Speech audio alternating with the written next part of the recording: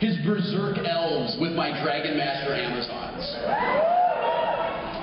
And between turns, we sort of imagined what kind of world this was, where Amazons controlled dragons and elves were berserk fighters. Was this really a world worth fighting over? Maybe if they'd been commando Amazons, am I right?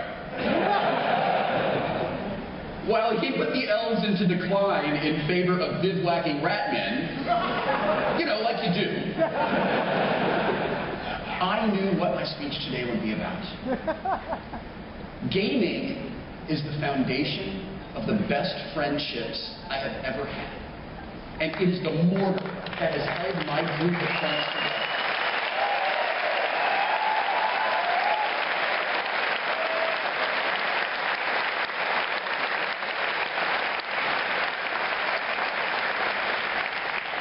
It is the mortar that has held my group of friends together for over 25 years. So we are all here today because we love playing games. Some of the happiest days of our lives would not exist without games and gaming. Games are important. Games matter. PAX is where we come to celebrate that. So today, I'm going to celebrate games and talk about the power they have to inspire us to do great things while they entertain us. I am one of the luckiest people in the world because I get to tell stories for a living. Whether I'm writing my own stories or acting out the stories someone else has written, I use my imagination to bring those words to life. Now, I know that this sounds as insightful as saying when I ride a bike, I use the pedals to make it go. But I don't know if I'd be able to harness my imagination as an actor and a writer if I hadn't grown up playing games. Gaming is the lens that focused my imagination into a tool that I could use. You know all those times on Star Trek that we looked scared out of our minds because a terrifying spaceship had its weapons all loaded up and was about to destroy us? So Captain Picard called everybody into the observation lounge to discuss it at length for 10 minutes. Not that time, the other time. The audience got to see whatever the visual effects crew ultimately created. But when we were on the set, doing our part as actors to bring the story to life, we saw a piece of red tape in an X, if we were lucky, on the end of a C-stand, with nothing scarier next to it than a group of studio executives eating our donuts from the craft service table. I don't know how much of a challenge it was for the other cast members to imagine something more threatening than Rick Berman wiping chocolate icing on his face.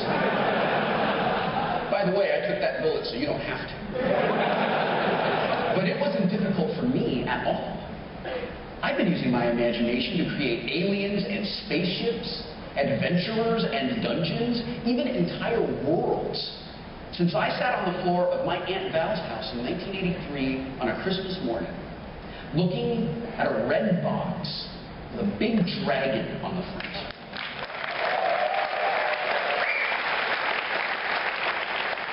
Some of you know what I'm talking about.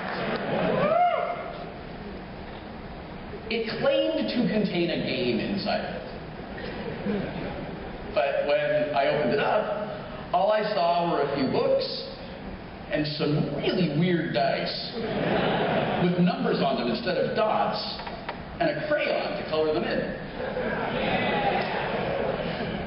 My aunt told me that she'd heard it was a game that lots of kids liked to play. She said it has dragons and wizards and those things that you loved from The Hobbit. The back says that you use your imagination, and I know what a great imagination you have. My younger brother played with Legos, and our cousins played with handheld electronic games. So I looked at this box of books that didn't feel anything like a game, and I felt a little ripped off. Wow, I said, trying to mask my disappointment. Thanks, Aunt Val.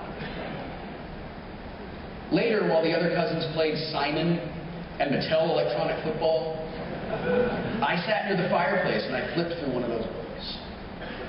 It said that I could be a wizard or a fighter.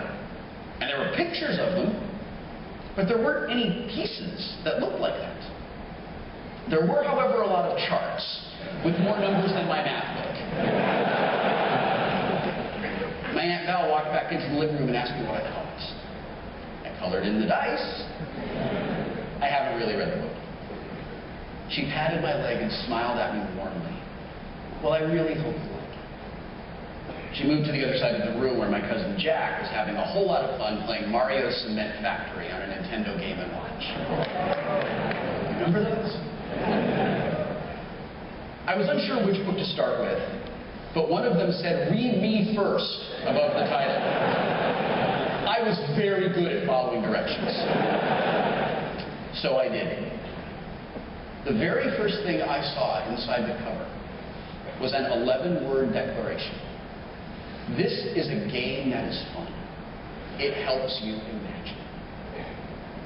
I didn't know it at the time, but my life had changed. I was a weird kid. I wasn't strong. I wasn't athletic. I was shy. I was awkward. I liked to read. So after going through just a few pages and realizing that I held in my hands a game disguised as a book that was not only fun but helped me imagine, it was like I had found a new best friend. It took me a few months to find anyone to play with, and it wasn't until high school that I found an actual gaming group, including those guys that I lose pandemic with every week.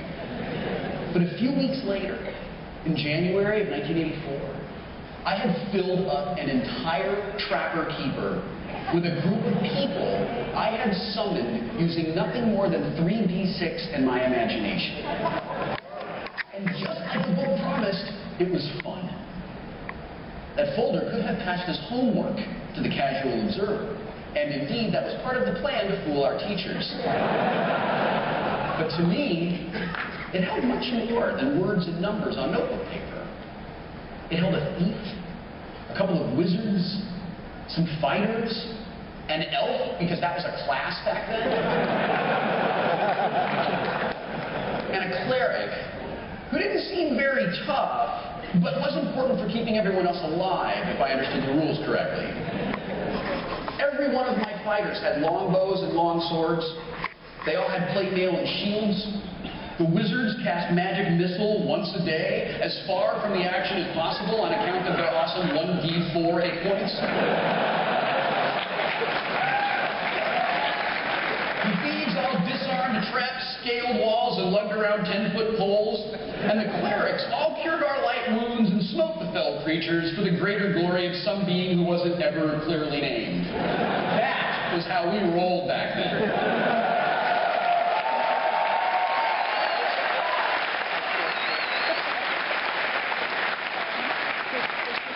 27 years later, I can't recall their names.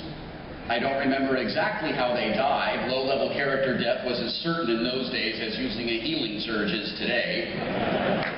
But I can clearly recall how much fun I had creating them with nothing more than my imagination, a pencil, and my dice. My dice. I love my dice. My dice were as fundamental to the titular, they were as fundamental to Dungeons & Dragons as the titular Dungeons & Dragons were. So, of course, I cared about them. A lot. So much so, in fact, that I completely lost my shit at my son when he innocently picked them up a few years ago. Once again, I would like to say, I'm sorry, Ryan. Daddy's weird.